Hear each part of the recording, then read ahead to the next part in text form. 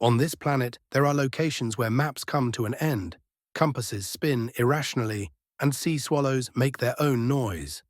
Sailors in these remote regions of the world spoke softly while lighting candles for protection rather than faith. Because all its beauty, the water is not silent. It waits, breathes, and occasionally sings. It's never the same music.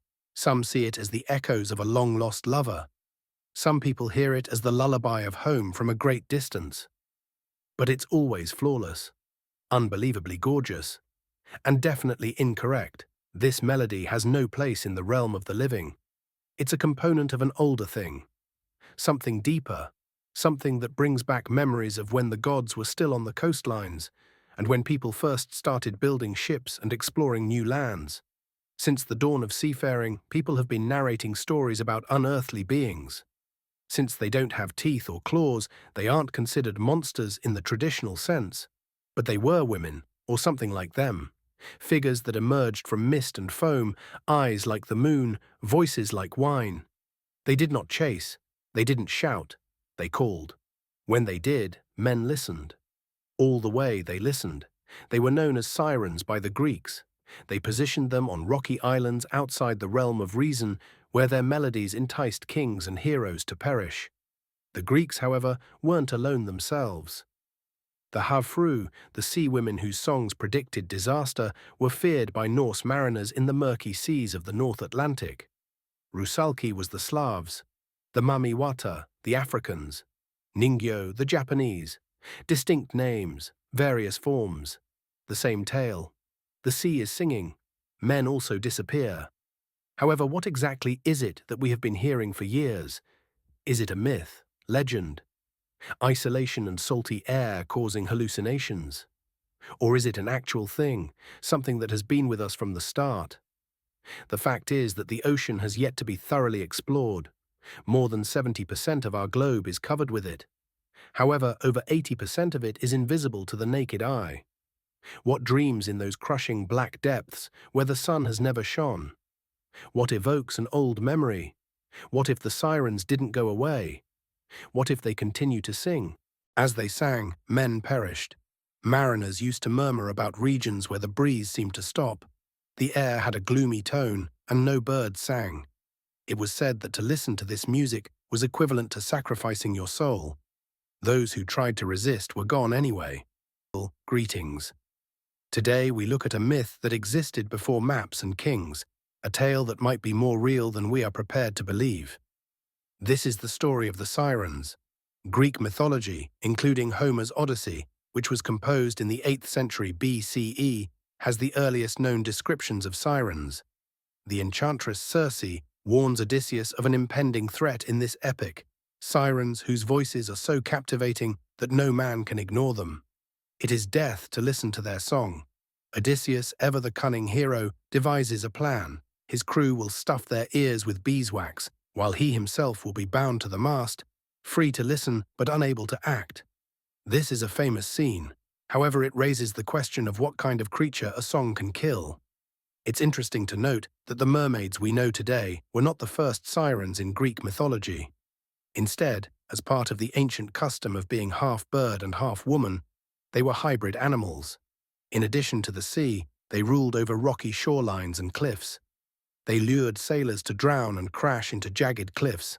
There were 2 to 5 sirens, according to various accounts.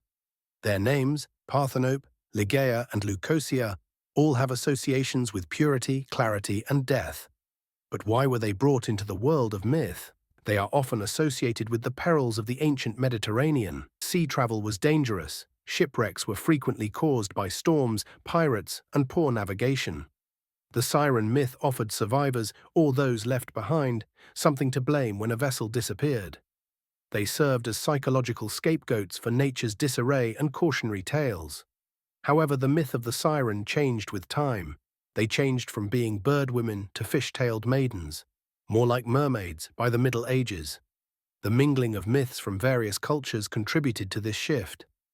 The mare, sometimes known as the mermaid, was a spirit connected to the subconscious and the sea in Norse mythology. Seals with the ability to shed their skins were the Celtic selkies. The rusalka is a river sprite associated with the unquiet souls of drowned women, according to Slavic folklore. The siren archetype kept coming up all across the planet. Why? Carl Jung was a proponent of the idea of the collective unconscious, which holds that all people have ingrained archetypes and symbols. One such emblem could be the siren, which stands for death, seduction, and the unknown. However, another theory exists.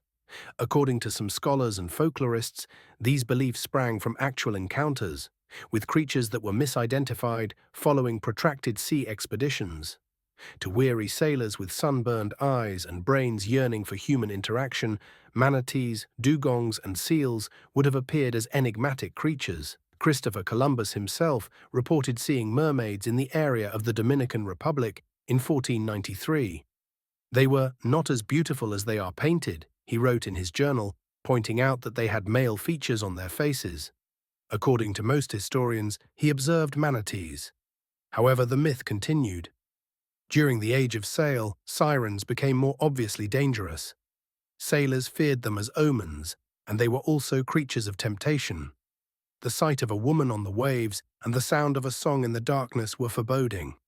Entire ships would change course to avoid haunted waters. Modern psychology offers another perspective. The siren is more than just a real animal, it is a metaphor, a symbol of addiction, of destructive beauty, of the things we want even if we know they will hurt us. Isn't that the most terrifying thing?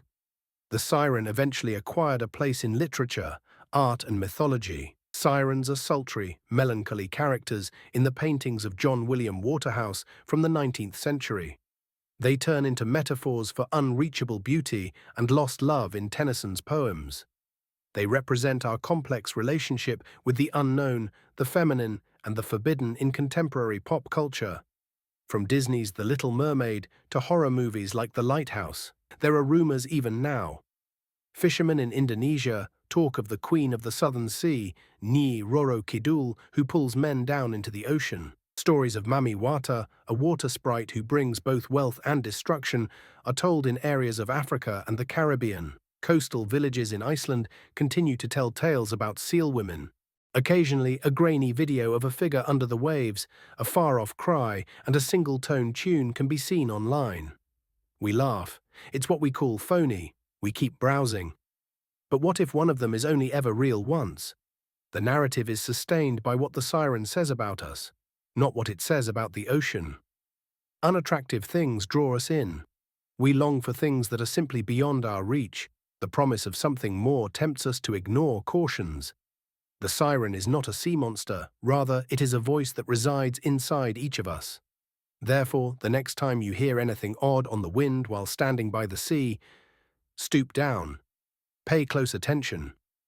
Don't follow it though, because what the ocean takes is not returned.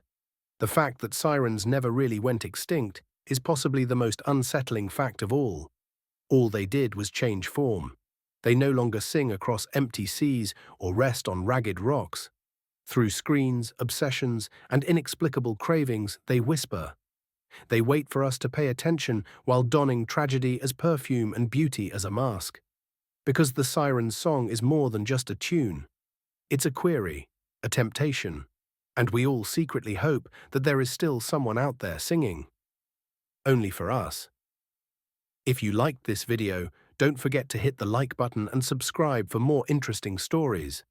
Don't forget to share your thoughts in the comments below. Until next time, continue uncovering the hidden secrets of stories with whispers in the dark.